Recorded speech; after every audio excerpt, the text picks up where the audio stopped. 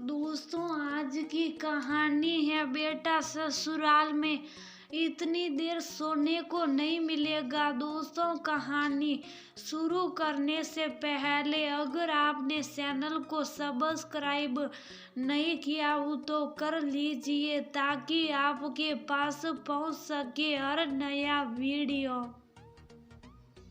प्रिया, 10 बज रहे, उठो जल्दी, तुम्हारी चाय भी ठंडी हो गई, अलार्म भी बज कर थक गया। ये लड़की भी ना जाने कब समझेगी। हॉस्टल में रहने के बाद तो इसकी आदत और भी ज्यादा खराब हो गई है। अंजलि जी अपनी बेटी को उठाते हुए बोली, उठ रही हो ना मम्मी, इतनी क्या जल्दी है? छुट्टी वाले दिन ही तो नींद पूरी करने का मौका मिलता है। अभी थोड़ी देर में उठ जाऊंगी, थोड़ी देर और सोने दो, प्रिया कुनमुनाते हुए बोली। नहीं, अब और नहीं, कुछ दिनों बाद तुम्हारी शादी हो जाएगी, तुम्हारी सास सहेगी। माँ ने इतना भी नहीं सिखाया, ससुराल में इतनी देर सोने को नहीं मिलेगा। अंजलि जी थोड़ा गुस्से में कहा, मम्मी अब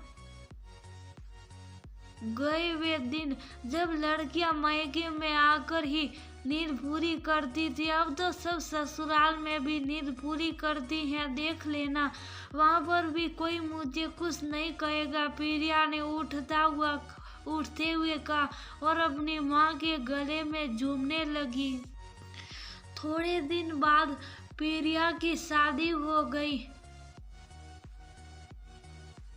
15 दिन तो हनीमून और मस्ती में निकल गए। हनीमून पर तो किसी के टोकने का मतलब ही नहीं था। वहां से लौटने पर सासू माँ ने 1-2 बार कहा तो वो वियान ने कहा कि मम्मी 1-2 दिन में उसे ऑफिस जाना ही है तो उठना ही पड़ेगा ना, कुछ दिन वह भी आराम कर लेगी। अब वह दिन भी आ ही गया जिस दिन उन दोनों को ऑफिस ज्वाइन करना था। वियान को तो आदत थी जल्दी उठने की। वह अपनी मम्मी से चाय बनवा कर ले आया और परिया को उठने के लिए कहकर बाथरूम में तैयार होने चला गया।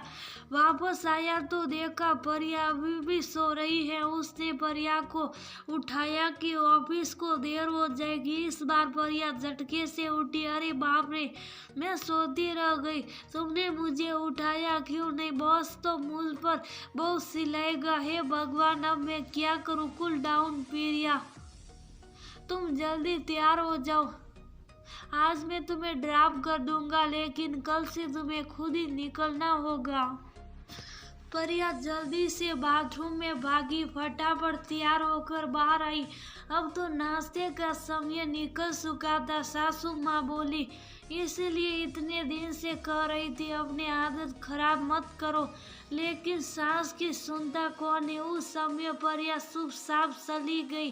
शाम को जब परिया वापस आई तो सासू माँ ने फिर कहा कि परिया अपनी आदत सुधारो। कोई मैं तुमसे जल्दी उठकर घर के काम काज के लिए नहीं कह रही, लेकिन क्या तुम्हारा मन नहीं करेगा कि सुबह को अपने पति के साथ चाय ही पी लो? फिर पूरा दिन तो ऑफिस में बीत जाना है। हाँ, आजकल के बच्चों को रात में को घूमना चाहिए और सुबह फिर देर से उठो। अभी तो तुमने हम लोगों से भी ठीक से बात नहीं की। अगर अपने पति और परिवार को समय नहीं दोगी तो कैसे सबके साथ सामंजस्य बैठाओगी? अपनी आदत में बदलाव लाओ, बाकी तुम्हारी मर्जी।